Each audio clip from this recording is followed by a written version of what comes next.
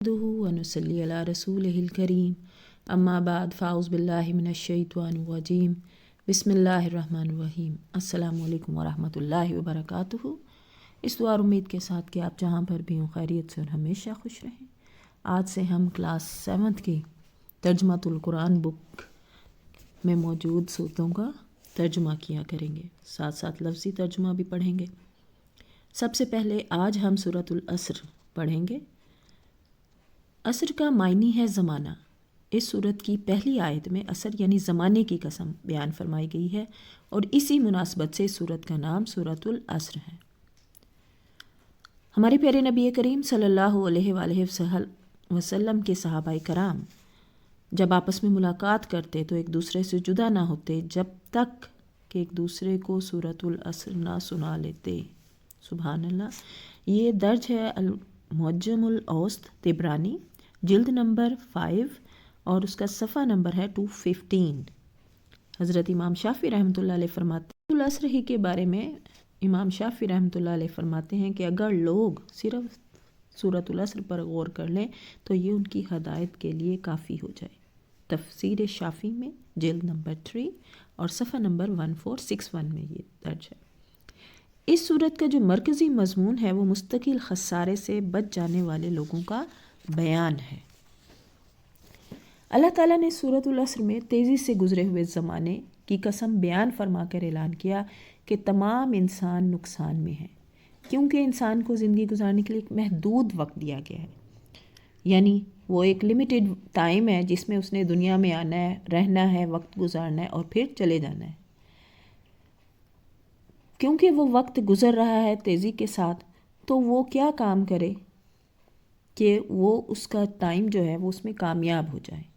اس نقصان سے صرف وہی لوگ بچیں گے جو 4 کام کریں گے، اور وہ 4 کام کون؟ 4 کاموں میں سب سے پہلی جو چیز ہے وہ ہے ایمان لائیں۔ کس پر ایمان لائیں؟ اللہ پر، ایک اللہ پر، کہ اللہ ایک ہے اور حضرت محمد صلی اللہ علیہ وآلہ وسلم ہمارے پیارے نبی اللہ کے آخری نبی ہیں۔ دوسرا کیا کام کرنا ہے؟ نیک عمل کرنے ہیں، ہمیشہ دوسروں کے لیے اچھا سوچنا ہے، نیکی کا کام کرنا ہے، حقوق العباد حقوق اللہ کا خیال کرنا ہے۔ پھر تیسری بات جو ہے ایک دوسرے کو حق بات بتائیں، جھوٹی باتیں نہیں بتانی، سچ بات بتائیں، وہ بات جو قرآن اور حدیث کے مطابق ہو۔ چوتھی چیز ہے مصیبتوں پر صبر کرتے ہوئے نیکیوں پر جمے رہنا، یعنی اگر اللہ کی طرف سے کوئی آزمائش آتی ہے، کوئی مشکل آتی ہے، کوئی مصیبت آتی ہے تو بجائے اس کے کہ آپ شیطان کا ساتھ دیں کہ میرے ساتھ ایسے کیوں ہوتا ہے، بلکہ ان پر صبر کرنا چاہیے، کیونکہ ان اللہ مع الصابرین، بے شک اللہ صبر کرنے والوں کے ساتھ ہے۔ اپنے نیکی کے کاموں کو جاری رکھنا چاہیے، یہ نہیں کہ نماز پڑھنا چھوڑ دیں، نیکی کے کاموں کو جاری رکھنا چاہیے۔ پھر سورۃ العصر سے معلوم ہوتا ہے کہ وقت جو ہے نا وہ انسان کی سب سے بڑی قیمتی دولت ہے، ہمیں وقت کی قدر کرنی چاہیے اور اسے فضول کاموں میں ضائع نہیں کرنا چاہیے۔ اس سورہ کا مین مقصد یہی ہے اور یہ اسپیشلی اسٹوڈنٹس کے لیے ہے کہ اپنے وقت کو ضائع نہ کریں، فضول کاموں میں ضائع نہیں کرنا چاہیے۔ وقت کو ضائع کرنے والے دنیا اور آخرت دونوں میں ناکام ہوتے ہیں۔ اس صورت سے یہ بھی معلوم ہوتا ہے کہ نجات کے لیے صرف اپنا نیک عمل ہی کافی نہیں ہے، بلکہ ہمیں دوسرے مسلمانوں کی بھی فکر ضروری ہے، ان کو بھی اچھی بات بتائیں، ان کو بھی ساتھ لے کر چلیں، ان کو نیکی کا درس دیں، امر بالمعروف و نہی عن المنکر۔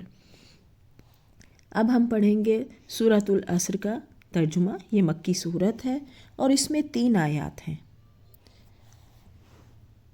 شروع اللہ کے نام سے جو بڑا مہربان نہایت رحم کرنے والا ہے۔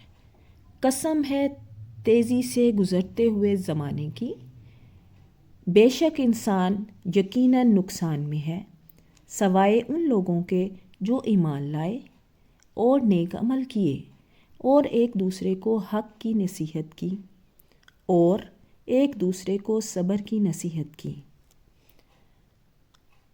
لفظی ترجمہ العصر زمانے کو کہتے ہیں، زمانہ، خسرن نقصان، اللہ سوائے، عاملو انہوں نے عمل کیے، تواصو ایک دوسرے کو نصیحت کی، آمنو وہ ایمان لائے، الصالحاتی نیک، بالصبر صبر کی۔